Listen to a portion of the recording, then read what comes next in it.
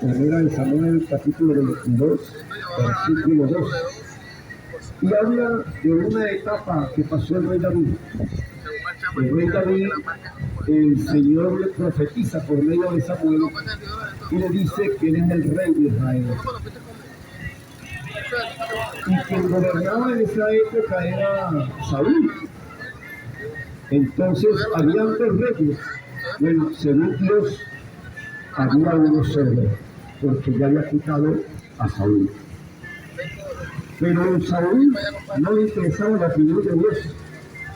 Por eso le hizo la vida imposible al rey David por 15 años aproximadamente. Pero eso lo utilizó el Señor para que ese rey David, ese joven, aprendiera la universidad de la vida con la cual nos dio el Espíritu Santo, a aprender muchas experiencias que nos van a marcar positiva o negativamente según la actitud que tengamos nosotros ante las circunstancias de las adversidades. En el 1 Samuel 22, 2, la palabra del Señor dice lo siguiente: y se le juntaron a David muchos que tenían problemas, y muchos que huían endeudados, y muchos que se hallaban en amargura de espíritu, y descontentos con Saúl como rey y pastor de Israel. Fue hecho David jefe o pastor de ellos, y llegó a tener consigo como 400 hombres.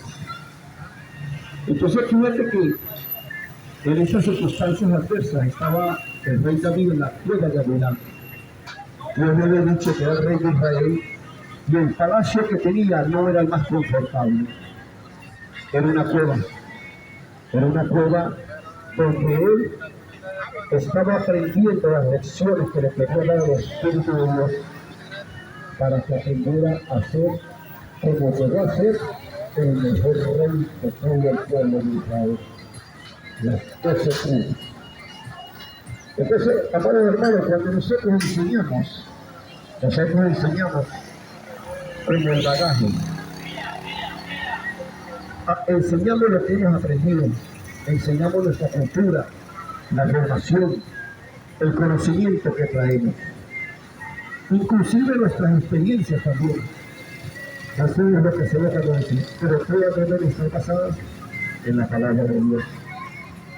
Entonces, él quiere enseñarles cómo un hombre de Dios estaba gerenciando al pueblo de Israel, estaba gobernando como rey en una cueva, en la cueva de Adulán, que él lo llamaba mi fortaleza. Ese era el título que David le puso a donde el Señor le dio el Espíritu del Señor le dio. Y ahí duró aproximadamente unos 15 años pasando muchas vicisitudes, menosprecios, porque no creían lo que Dios le había dicho. Y yo creo que él mismo tampoco creía, o dudaba, o que en momentos se podía reflexionar diciendo: ¿estaré yo gobernando a Israel en estas circunstancias? Porque estaba siendo perseguido por el rey que Dios le había quitado el trono, el rey Saúl.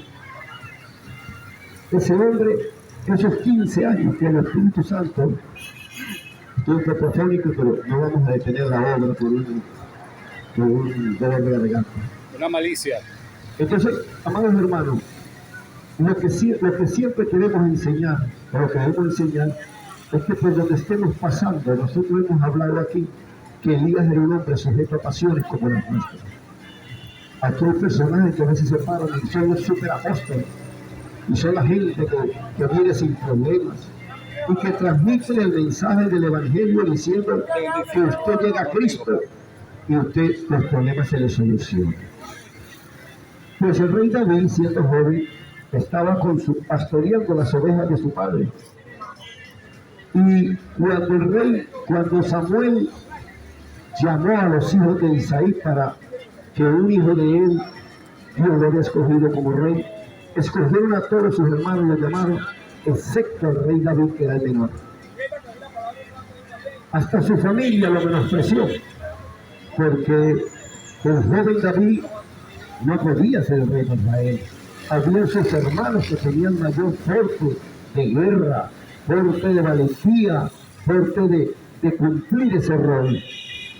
Y cuando el profeta Samuel vio al hermano mayor del rey David, dijo, aquí está el rey de Israel. Y el Espíritu del Señor le dijo al oído al profeta Samuel, dijo, no veas el tamaño, no veas la apariencia. Aleluya. Dios escogió a un hombre conforme al corazón de él. Amén. Era un hombre que tenía un corazón limpio, un corazón noble, tenía virtudes, tenía valores, tenía valentía.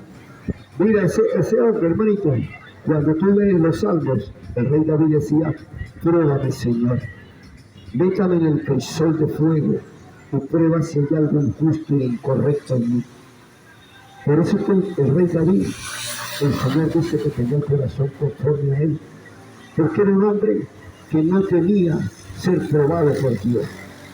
Hoy en día, los supuestos apóstoles y profetas que tú ves en la calle son unos cobardes que enseñan que no pidas paciencia, porque el que pide paciencia va a ser probado. Aleluya.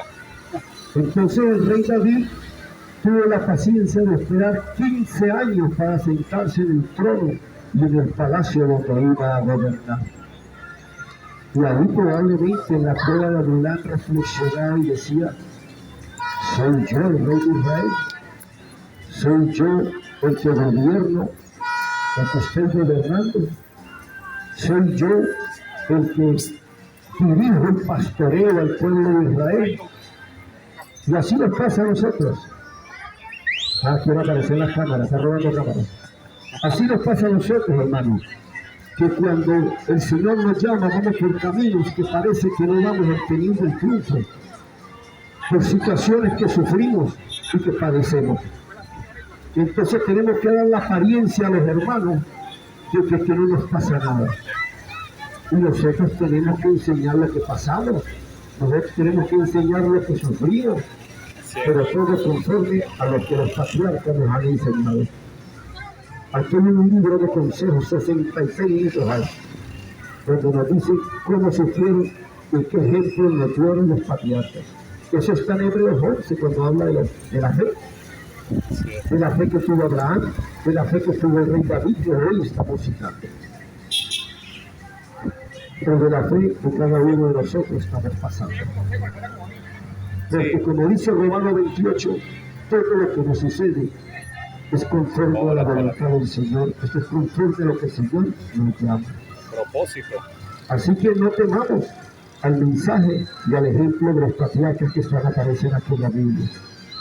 Este es nuestro fundamento, la palabra de Dios. Tus situaciones y problemas son necesarios, muchas veces por circunstancias. Lo primero es que estamos en un mundo enemigo. La tierra es anatema. Anatema es un lugar de mucha maldad. Maldito, que es una expresión fuerte que nosotros tenemos un tabú para anunciarla, para pronunciarla. Pero este es un lugar tan malo que vive el Hijo de Dios y nosotros se lo devolvimos a él escupido, ignorado y horrendamente crucificado. Eso demuestra el lugar que nosotros estamos viviendo y que tenemos que decirlo. Nosotros que hemos sido llamados de las naciones a servir y a buscar el Dios de Israel, tenemos que demostrarle a Dios que queremos huir de esa generación perversa. Que la primera destrucción de la tierra ya en Génesis precisamente fue por la violencia del ser humano, que imponían unos pueblos a otros su violencia. Hoy en día nada ha cambiado. Las potencias más fuertes tienen armas atómicas con las cuales humillan y sujetan a otros pueblos. Y hay pueblos pobres que no tienen a veces ni fuerzas armadas, pero tienen un dictador que impone la voluntad a un pueblo, a un rebaño, a una gente que no quiere ser gobernada por ese hombre. Y así pasa también en las congregaciones. Hombres que quieren manipular también a la grey de Dios, que quieren ponerse como ejemplo de que ellos son los salvadores y que dan la salvación, que sin la cobertura de ellos esas ovejas se van a perder. Las ovejas las compró el Cristo que nosotros debemos anunciar. Aleluya. El Cristo que la iglesia debe anunciar. El Cristo de quien habla la Biblia. Él es el Salvador y el dueño de esas ovejas. El deber nuestro es sembrar y regar, pero el crecimiento lo da Dios. Amén. Que ve los corazones y que premia a cada uno según el llamado y según su entereza, según su carácter y según su fe, en el cual en el camino del Señor se va convirtiendo, como le pasó a Abraham. Abraham era Eur de los caldeos y llegó a ser circuncidado para ser un hebreo. Así somos llamados nosotros. Que muchos de nosotros nos quedamos inllamados, pero la Escritura dice que los que antes conoció el Señor también los llamó. Y muchos son llamados, pero pocos han escogido. Sigamos el camino. La iglesia no es la meta. La iglesia hace el llamado para que empieces a caminar con Cristo. Vamos a un desierto, vamos a una tierra prometida, vamos a entrar al lugar, a la iglesia, vamos a entrar al templo, vamos a entrar al lugar santísimo, vamos a ir detrás del velo a ver cosas que ojo no vio ni oído yo. Son las cosas que Dios tiene destinadas para todo aquel que le cree.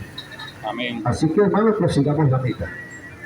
Así que esa es la invitación del día de hoy, amados hermanos.